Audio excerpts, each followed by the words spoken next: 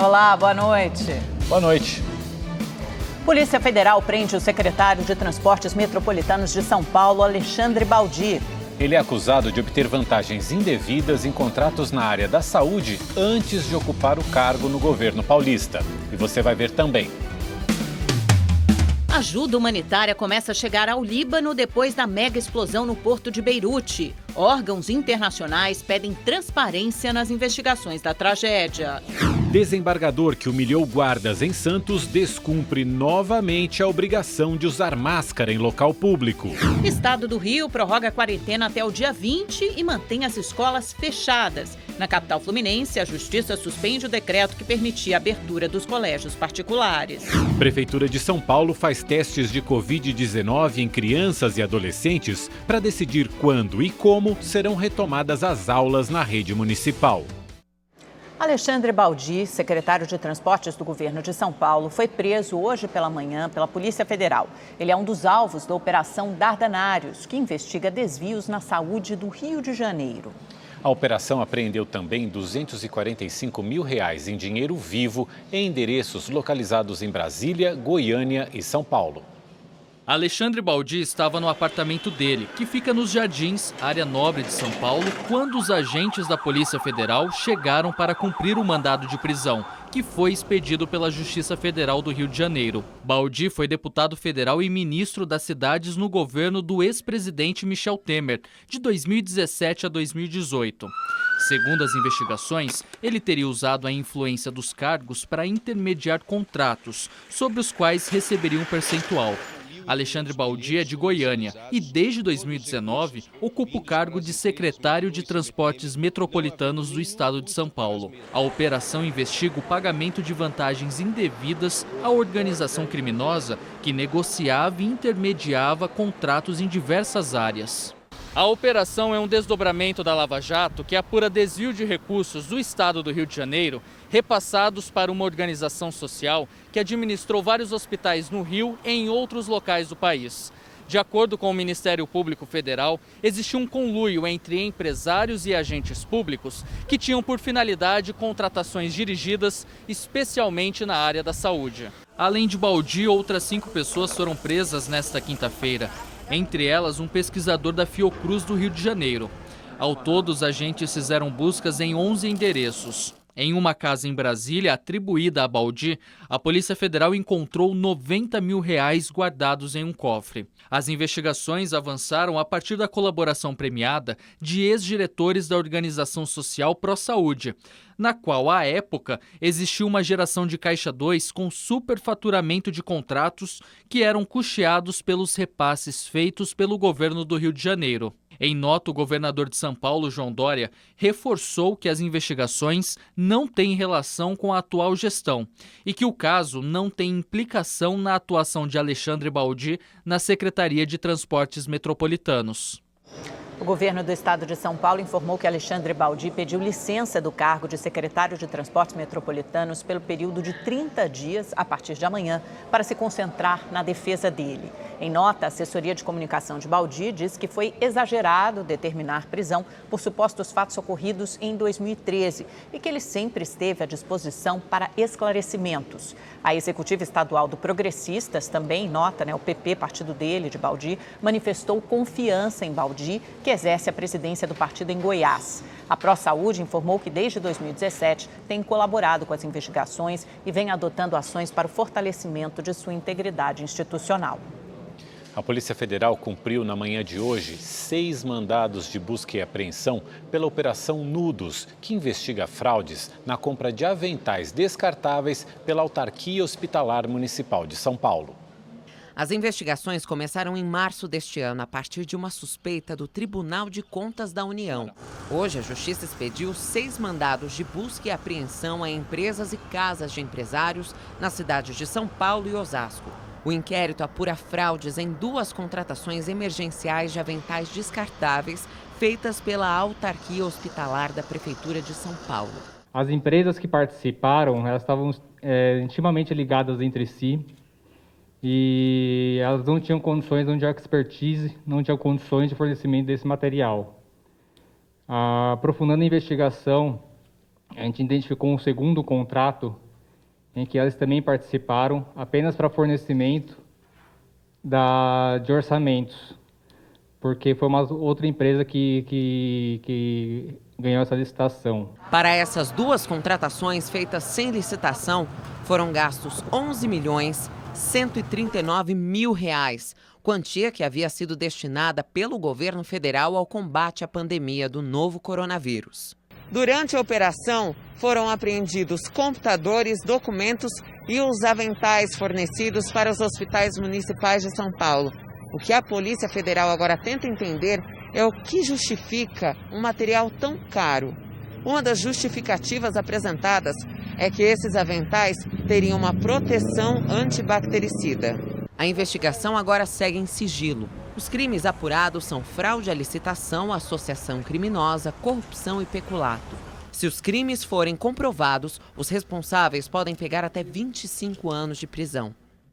Em nota, a Prefeitura de São Paulo informou que está à disposição da Polícia Federal e do Poder Judiciário para contribuir com as investigações. O prefeito Bruno Covas determinou que o controlador-geral do município acompanhe o caso e encaminhe providências internas de apuração de eventuais responsabilidades.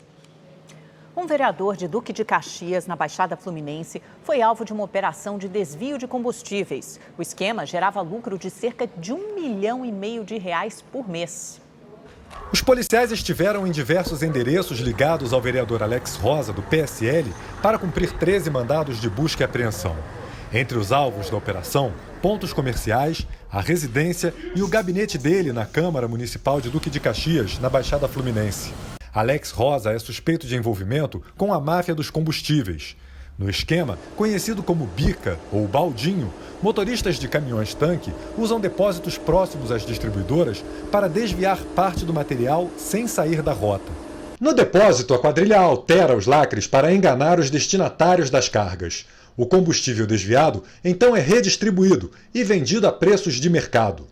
O esquema gerava um lucro de cerca de R$1,5 milhão por mês.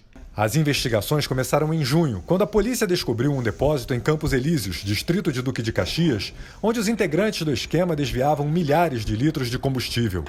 No local, além de caminhões e lacres, havia também um carro que pertencia a Alex Rosa. O vereador, que é ex-policial militar, chamou a atenção dos policiais pelas altas quantias usadas em sites de apostas de resultados de futebol pela internet. Ele afirmou ter perdido cerca de R$1,5 milhão no jogo. Em 2018, ao prestar contas para se candidatar a deputado estadual, Alex Rosa declarou que tinha patrimônio estimado em R$3,25 milhões. Nós não conseguimos contato com o vereador Alex Rosa. E olha só isso, uma foto que circula nas redes sociais mostra uma pessoa segurando o que seria uma nota de R$200. Na legenda, o autor diz que já é possível encontrar o dinheiro em Madureira, bairro com grande comércio popular na zona norte do Rio de Janeiro. O Banco Central esclareceu que a cédula de R$200 só entrará em circulação no final de agosto. A Polícia Rodoviária Federal apreendeu dezenas de armas na rodovia Presidente Dutra, na altura da Baixada Fluminense. O arsenal seria levado para o Complexo da Maré, na zona norte do Rio de Janeiro. 2 homens em 2 carros foram parados pelos agentes da Polícia Rodoviária Federal em uma blitz durante a madrugada na rodovia Presidente Dutra, na altura de Seropédica, na Baixada Fluminense. Em um dos veículos, os policiais encontraram uma grande quantidade de armas e drogas nos bancos e no porta-malas. Foram apreendidos 22 fuzis, 21 pistolas, 300 quilos de maconha, além de carregadores e munições.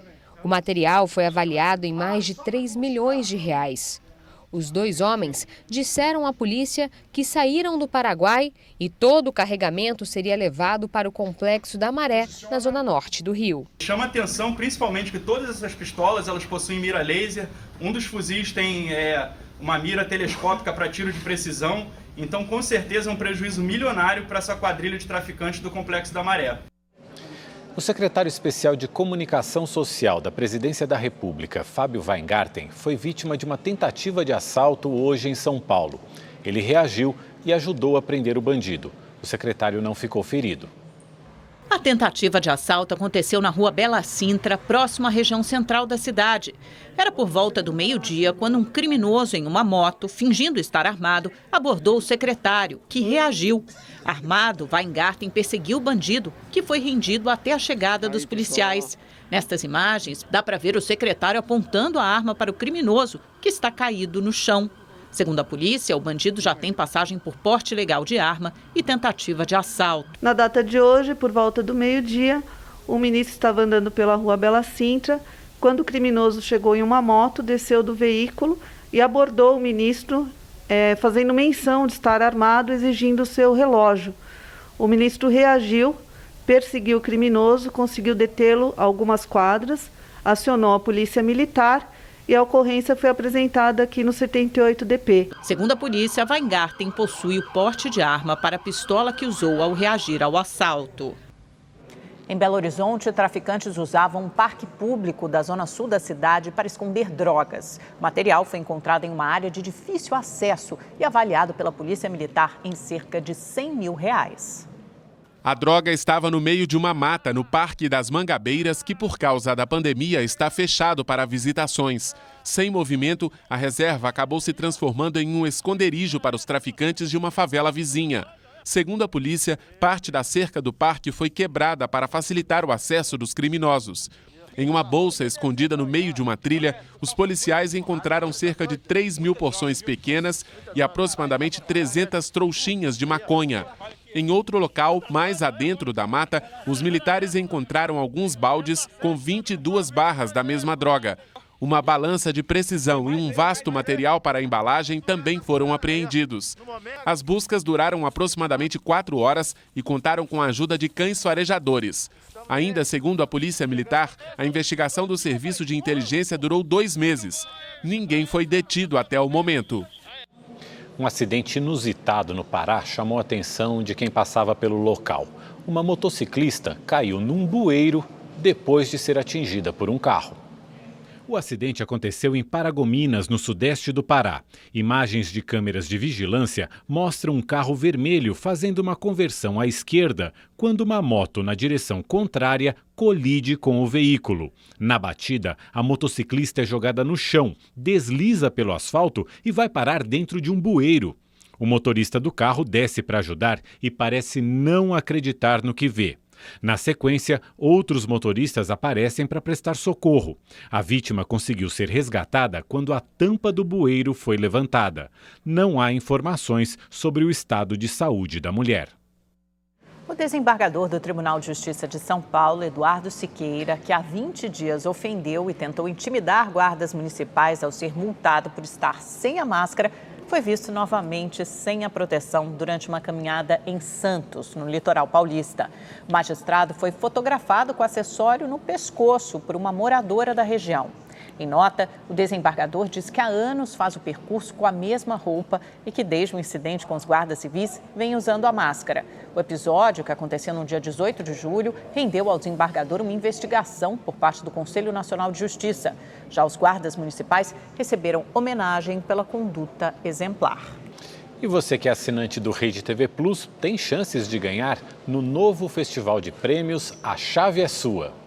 De segunda a sexta, você pode ganhar smartphones e smart TVs em nossos programas. E aos domingos, no Encrenca, pode sair motorizado e levar para casa um Onix Plus automático 1.0 turbo.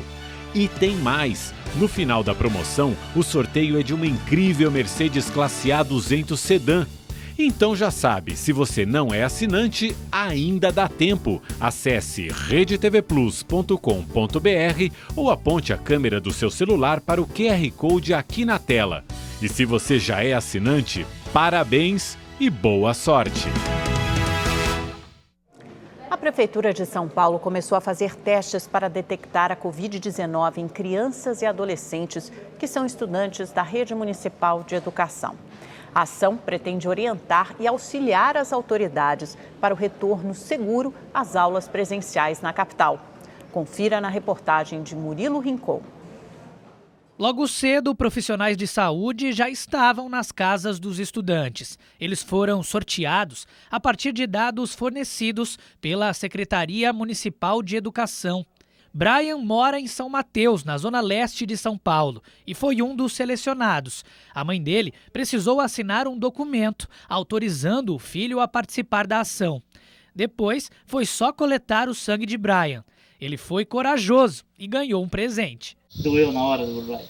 Não. E o que você ganhou? Eu ganhei esse daqui, ó.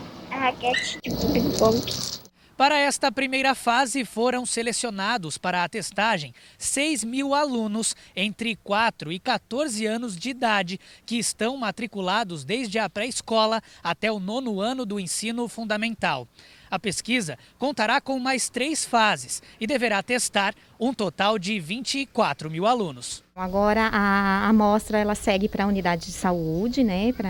Ela vai ser acondicionada e depois ela segue para o laboratório, tá? E onde ela vai ser processada e em até 2 dias a gente já tem esse resultado e a gente retorna aqui no domicílio para informar a mãe se foi reagente ou não, para dar as orientações corretas. A expectativa da Prefeitura é de que o estudo contribua com informações para a avaliação do melhor momento de retomada do funcionamento presencial da rede municipal de ensino e também para auxiliar no planejamento das ações de prevenção e enfrentamento à Covid-19 na capital paulista.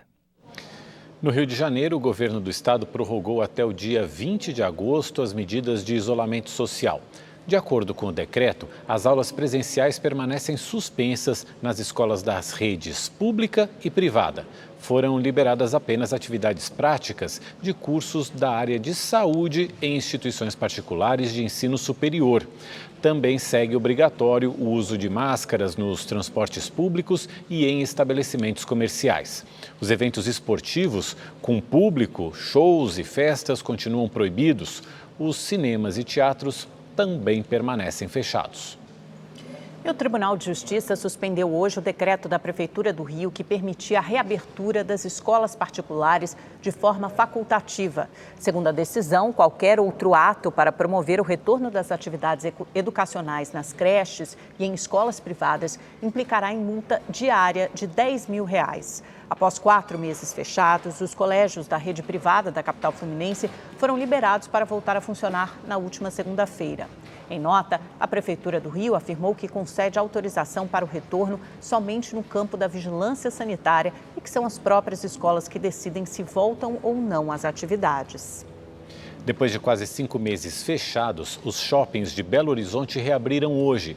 Na primeira fase da retomada das atividades, os estabelecimentos comerciais só poderão funcionar 3 dias por semana. As lojas só abriram ao meio-dia, mas bem antes, dezenas de consumidores fizeram fila em frente a um dos shoppings mais frequentados da capital mineira. Eu espero comprar alguma coisa aqui, né, que me agrada. E estou satisfeito de estar voltando, né, que a gente é só ficar dentro de casa. Né? Eu vou comprar uma coisa para minha casa, rapidinho. Para evitar aglomeração e manter o distanciamento mínimo de 2 metros, funcionários tentaram organizar a fila. A gente espera, né, que as pessoas respeitem as normas de segurança, para a gente conseguir manter o comércio aberto, que eu acho que todo mundo precisa trabalhar. Nesta primeira fase da flexibilização, as lojas vão ficar abertas só até o próximo sábado. Depois fecham por 4 dias e reabrem novamente. Salões de beleza e o comércio de rua também foram autorizados a retomar as atividades. Já as praças de alimentação só podem funcionar por delivery ou retirada, sem consumo no local. Mais de 60% dos funcionários foram mandados embora, só rezando.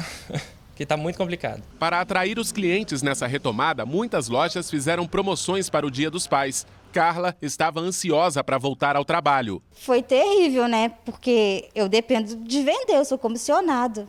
E se o comércio está fechado, eu não recebo. Segundo a Prefeitura de Belo Horizonte, 35 mil estabelecimentos comerciais reabriram hoje e cerca de 72 mil funcionários voltaram ao trabalho. Aqui no Mercado Central, quase 300 lojas retomaram as atividades. Estou bastante otimista. O pessoal está com fome de comprar. A capital mineira é a primeira no país a adotar o protocolo de revezamento no retorno das atividades. Uma nova etapa da flexibilização vai depender dos números da pandemia. O apelo do Sindilojas é: nós precisamos trabalhar. Por favor, usem máscaras, façam a higienização das mãos.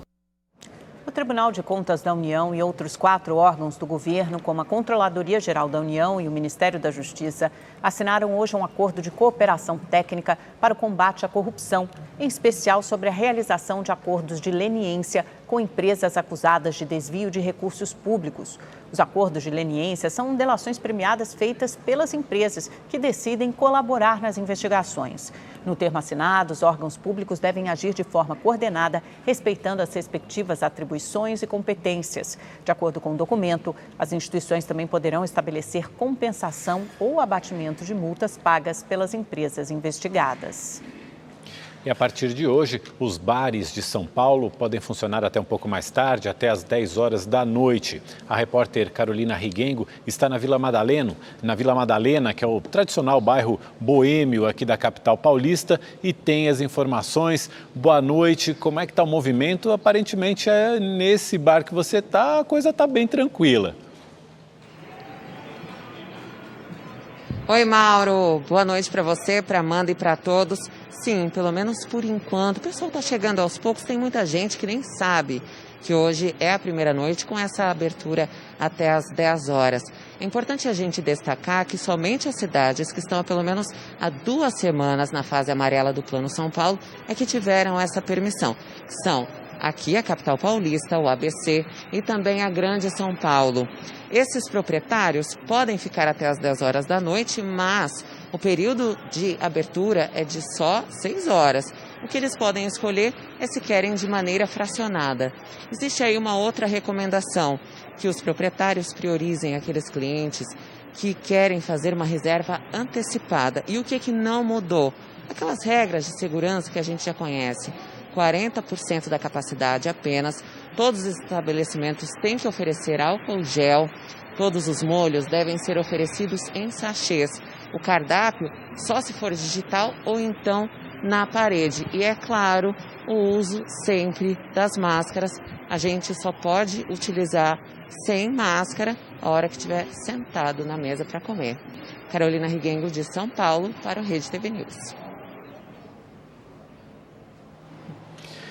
Nos primeiros 7 meses deste ano, foram solicitados 4,5 milhões de pedidos de seguro-desemprego. O número representa um aumento de 11% em relação ao mesmo período do ano passado. No entanto, apenas em julho deste ano, foram cerca de 570 mil pedidos, uma queda de quase 9% se comparado a julho de 2019. Houve queda também em relação às solicitações feitas em junho deste ano. A taxa de desemprego no Brasil subiu para 13,3% no período entre abril e junho. O número de desocupados atingiu 12.800.000 pessoas. O resultado representa alta de 1,1 ponto percentual em relação ao trimestre encerrado em maio. Em meio aos impactos da pandemia de coronavírus, quase 9 milhões de postos de trabalho foram fechados em 3 meses. O presidente Jair Bolsonaro assinou hoje uma medida provisória que libera 2 bilhões de reais para que a Fiocruz produza uma futura vacina contra o novo coronavírus. A liberação dos recursos era o que faltava para a concretização de uma parceria entre a Fiocruz, a Universidade de Oxford e o laboratório britânico AstraZeneca. A medida provisória foi assinada numa cerimônia fechada, com a presença apenas de alguns parlamentares e ministros, entre eles o da Saúde, Eduardo Pazuello, que afirmou que o número de mortos por coronavírus está em queda. Temos visto um deslocamento entre a curva de contágio e a curva de óbitos. Embora alto, há uma estabilização na curva de óbitos nas últimas semanas, com indicativo de queda. As antigas orientações de ficar em casa, aguardando o agravamento dos sintomas e só procurar o médico com falta de ar, isso não funcionou. O que funciona é procurem o médico imediatamente. Durante o evento, Bolsonaro justificou a permanência de Pazuello interinamente no cargo de ministro por quase 3 meses e negou que tenha influência na nomeação de militares na pasta. Nada impus ao Pazuello. Falei para ele conversar, são 5 mil servidores aqui em Brasília, não é isso? 5.470, ele levou 15 militares para lá. Militares técnicos, 17 secretários de saúde estaduais foram consultados e todos elogiaram o trabalho dele. O acordo feito com a Universidade de Oxford prevê que a Fiocruz participará da fase de testes e receberá o insumo e a tecnologia necessários para a produção da vacina e ainda terá o parque tecnológico adaptado para o procedimento. Se a eficácia da imunização for comprovada, o investimento de quase 2 bilhões de reais será suficiente para o Brasil produzir 100 milhões de doses da vacina. A previsão é que a primeira remessa comece a ser produzida em dezembro e que em janeiro já possa começar uma campanha de vacinação. A vacina da Universidade de Oxford é uma das mais adiantadas entre as pesquisadas no mundo todo. Voluntários de São Paulo já participam da última fase de testes.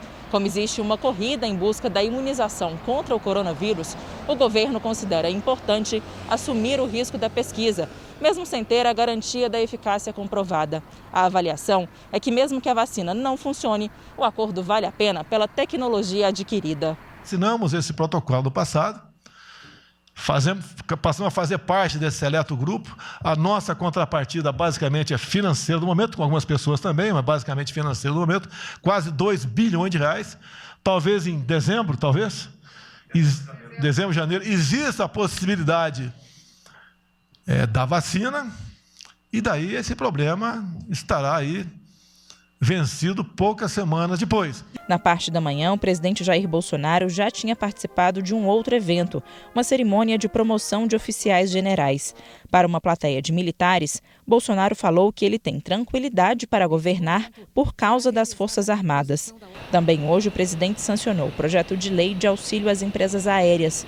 O texto prevê que as companhias têm 1 ano para reembolsar passageiros que desistiram de voar ou tiveram voos cancelados por causa da pandemia. Vamos ao comentário de Boris Casoy. Boa noite. Tudo indica que o general Eduardo Pazuello será efetivado pelo presidente Bolsonaro no Ministério da Saúde. O fato de não ser médico não é impedimento para que o bom administrador seja o responsável pela pasta. O senador José Serra, por exemplo, não é médico, é apenas hipocondríaco e foi um dos melhores ministros da saúde que o país já teve. Pazuello, apesar do preconceito contra militares, é aprovado por todos mesmo, não é chute, por todos os secretários estaduais de saúde, além de amplos elogios de secretários municipais e parlamentares até de oposição. O Ministério tem fornecido equipamentos e insumos para o combate à pandemia com regularidade, sem qualquer distinção entre apoiadores e adversários do governo. Pazuello está fazendo política, mas política com P maiúsculo. E em muitas cidades do país, as pessoas estão se queixando que está ficando difícil respirar por causa do ar seco, que está incomodando muita gente. E a gente vai conversar com a Gabriela de França, que vai contar para a gente se tem algum sinal de chuva ou se o mapa continua aquele amarelão de norte a sul do Brasil. Nadinha de chuva à vista, viu, Mauro? Já adianto aqui para vocês. Boa noite para você, Amanda. Ótima noite para você aí de casa. Olha só o nosso mapa aqui, olha, todo amarelado. Você aí de casa já sabe o que isso significa, né? O tempo permanece aí firme e seco, vai ser mais um dia de bastante sol e continua o alerta para baixa umidade do ar, especialmente em áreas aqui do interior do país. E esse clima extremamente seco tem contribuído aí para o aumento de queimadas de norte a sul do país, viu? Hoje a gente vai trazer imagens lá do Rio de Janeiro, da Serra dos Órgãos, onde o incêndio começou na terça-feira. Já foi consumido aí uma área equivalente a 200 campos de futebol. É uma área de preservação ambiental. Cerca de 80 bombeiros passaram um dia hoje no combate às chamas, né? Essas chamas ameaçam muitos animais, inclusive, que estão em extinção. É nessa região que se tem aí o último registro da única onça branca no mundo, viu, gente? E o clima continua seco amanhã no Rio de Janeiro, na capital fluminense também muito sol, máxima de 25 graus. Vai ser mais um dia bastante quente, principalmente aqui no centro-norte, as temperaturas bem acima dos 30 graus, chegando aos 36 em Porto Velho, 36 em em Belém, 35 em Manaus e 35 graus lá em Cuiabá. O dia começa friozinho ainda em Porto Alegre, Belo Horizonte, São Paulo. Para os gaúchos e na capital mineira, mínima de apenas 11 graus, depois esquenta com o sol. Capital paulista, mesma coisa, começa com 12 graus apenas, depois a máxima chega aos 25 graus. Possibilidade de chuva amanhã somente na costa leste do Nordeste, mesmo assim é chuva fraca, isolada aqui entre o litoral da Bahia e de Alagoas. A gente vai lá para Salvador, onde o tempo permanece bastante instável, encoberto, tem bastante nuvens, chance de chuva aí no decorrer do dia, né? Mesmo com essas chuvas lá em Salvador, né? A temperatura não vai ficar alta ainda, o ar bastante abafado. A gente vê aí, olha só, máximas na casa de 27, 26 graus. Bom, vocês viram, amanhã nada muda, clima permanece seco, portanto, não se esqueçam de beber bastante água, se hidratar bem, né? Eu acho que eu vou para Bahia pegar uma chuvinha. Chuvinha leve também, Amanda, bem abafado. Amanhã eu tô de volta com informações do final de semana, tá? Espero você. Até lá, tchau, tchau. Obrigada, Gabi. E olha, o Rede TV News faz uma rápida pausa e volta já já. A gente informa agora os números do Ministério da Saúde sobre o novo coronavírus no Brasil. De acordo com os dados, 2.047.000 pessoas estão recuperadas da Covid-19. 766.000 pacientes permanecem em acompanhamento e o país acumula mais de 98.000 mortes provocadas pelo vírus. O senador Flávio Bolsonaro, do Republicanos do Rio de Janeiro, pediu a troca dos promotores que investigam um suposto esquema de rachadinhas na Assembleia Legislativa do Rio, quando ele era deputado estadual. Segundo a defesa do senador, os promotores de justiça do Grupo de Atuação Especializada no Combate à Corrupção não podem atuar no caso, já que o Tribunal de Justiça do Rio reconheceu a existência de foro privilegiado. Vamos para um rápido intervalo e já voltamos. Um shopping da Zona Oeste de São Paulo promove uma ação para facilitar a doação de sangue. Por meio do drive-thru, a ideia é abastecer os bancos que precisam ainda de mais estoques durante a pandemia. Com segurança e praticidade, o drive-thru para doadores de sangue despertou o interesse de quem sempre teve vontade de ajudar, como é o caso da Tatiana. A facilidade era mais perto, aí eu senti vontade de doar. Grata, né, na verdade, por poder ajudar outras pessoas. A Fabiana vive a experiência da doação pela segunda vez e tem uma razão especial para repetir o gesto. No final do ano passado, meu pai precisou de doação, então eu vim fazer a minha parte também. A ideia surgiu de uma parceria entre um shopping, um hospital e uma montadora.